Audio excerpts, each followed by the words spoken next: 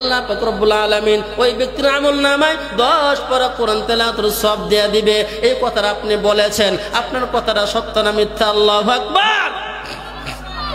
তারপরে ওই সাহাবী আবার পয়গম্বরকে বলতেছে, ইয়া রাসূলুল্লাহ, ইয়া হাবিবাল্লাহ, যদি কোন বান্দা 2 বার সূরা ইখলাস তেলাওয়াত করে আল্লাহ পাক রব্বুল আলামিন এই ব্যক্তির আমলনামায় 20 পারা কোরআন তেলাওয়াতের সওয়াব দিয়ে দেয়। আল্লাহু আকবার। তারপরে আবার সাহাবী বলতেছে, ইয়া রাসূলুল্লাহ, ইয়া হাবিবাল্লাহ, যদি কোন বান্দা 3 বার সূরা ইখলাস তেলাওয়াত করে, আপনি বলেছেন আপনার হাদিস সত্য না মিথ্যা? আপনার হাদিস সত্য না মিথ্যা? 3 বার যদি কোন বান্দা সূরা ইখলাস তেলাওয়াত করে আল্লাহ পাক রব্বুল আলামিন এই ব্যক্তির আমলনামায় 1 খতম কোরআন তেলাওয়াতের সওয়াব দিয়ে দেয়।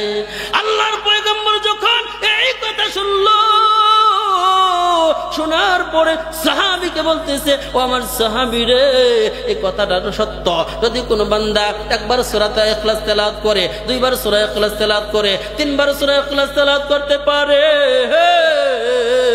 আল্লাহ পাক রব্বুল আলামিন এই ব্যক্তির আমলনামায় 1 খতম কোরআন তেলাওয়াতের সওয়াব দিয়ে দেয়।